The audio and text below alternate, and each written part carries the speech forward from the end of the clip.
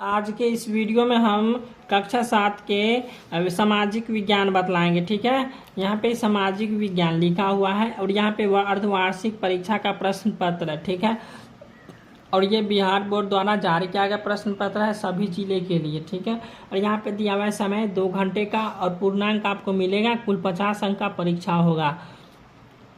अब यहाँ पे लिखा हुआ है छात्र का नाम, यहाँ पे आपको अपना नाम लिखना है, यहाँ पे वर्ग क्रमांक लिखना है, यहाँ पे विद्यालय का नाम लिखना है, यहाँ पे प्रखंड का नाम लिखना है और यहाँ पे संकुल का नाम लिखना है और यहाँ पे जिला का नाम लिखना है।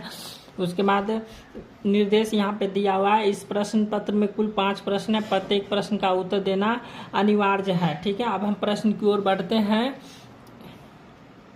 यहाँ पे 1 नंबर प्रश्न है, खाली जगह को भरिए। यहाँ पे 1 का में है कि खुदा बख्श ओरिएंटल लाइब्रेरी कहाँ है, तो ये पटना में हो जाएगा। उसके बाद यहाँ पे ख में है तंजौर का वृद्धेश्वर मंदिर कहाँ है, तो ये द्रविड़ शैली में निर्मित है। ठीक है, यहाँ पे द्रविड़ भरा जाएगा।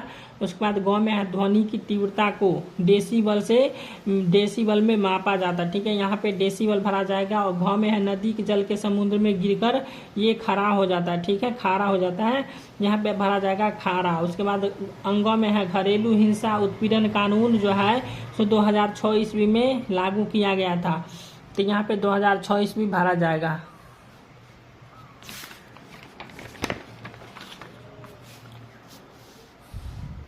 उसके बाद यहाँ पे दूसरा प्रश्न दिए गए कथनों में सत्य कथन के लिए सत्य सही तथा गलत कथन के लिए गलत का चिन्ह लगाए। ठीक है, यहाँ पे 2 का क में अकबरनामा अबुल फजल की रचना है, तो यहाँ पे सही का चिन्ह आ जाएगा। और ख में है अलाउद्दीन खिलजी ने मूल्य नियंत्रण की व्यवस्था लागू की, तो यहाँ पे हो जाएगा सही। ग में है पृथ्वी के तापमान बढ़ने से जीवन का खतरा बढ़ता है, तो यहाँ पे सही हो जाएगा। और घ में है विधानसभा के सदस्य विधान परिषद कहलाते हैं, गलत हो जाएगा। और अंग में अपर्दन द्वारा चट्टानों की परत सुरक्षित रहता है, इसका आंसर आप खुद दीजिएगा। उसके बाद यहाँ पे तीसरा प्रश्न है स्तंभ अ का स्तंभ ब के साथ सही सही मिलान कीजिए। इधर अ दिया हुआ और इधर ब दिया हुआ। ठीक है, यहाँ पे हम क में लिखे हैं अनिकट। अनिकट का हो जाएगा कावेरी नदी। ख में कुतुब मीनार है तो हो जाएगा दिल्ली। और ग में सियाल है तो सियाल का हो जाएगा सिलिका और एल्युमिनियम। उसके बाद घ में ज्वार भाटा, तो ज्वार भाटा का हो जाएगा सूर्य एवं चंद्रमा का गुरुत्वाकर्षण बल। और अंग में है किरण बेदी, तो किरण बेदी हो जाएगा भारतीय पुलिस सेवा में प्रथम महिला। ठीक है,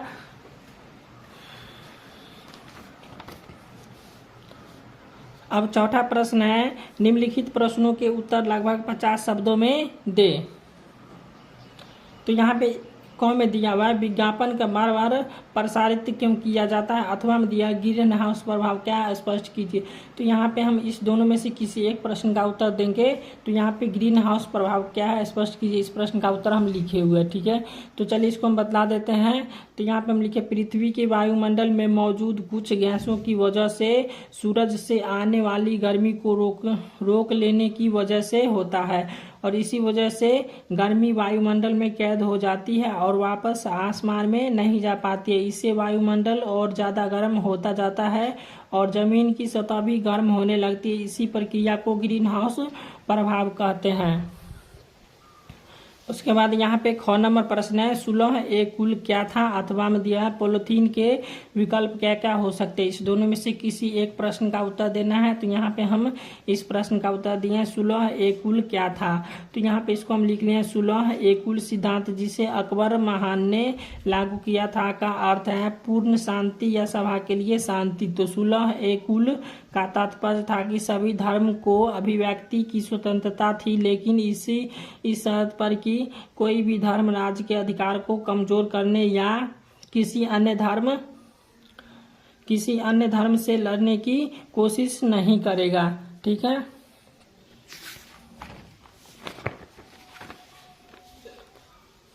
अब 5वां प्रश्न है निम्नलिखित में से किसी एक प्रश्न का उत्तर अधिकतम 100 शब्दों में लिखिए।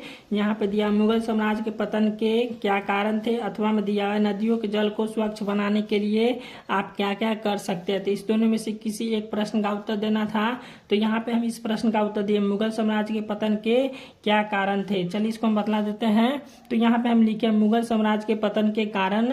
यहाँ पे पहला है औरंगजेब की शासन नीति, उसके बाद दूसरा में अयोग्य उत्तराधिकारी, तीसरा में आर्थिक कठिनाई, चौथा में है चौथा में दिया हुआ है सैनिक अव्यवस्था एवं अनुशासनहीनता, और पांचवा में दिया अमीरों एवं सरदारों का नैतिक पतन। छठा में दिया मुगल साम्राज्य का विस्तृत होना, और सातवां में दिया विदेशी आक्रमण। तो यहाँ पे लिखे हैं ईरान के शासक नादिर शाह एवं अफगान अहमद शाह अब्दाली का आक्रमण। ठीक है, तो ये हो गया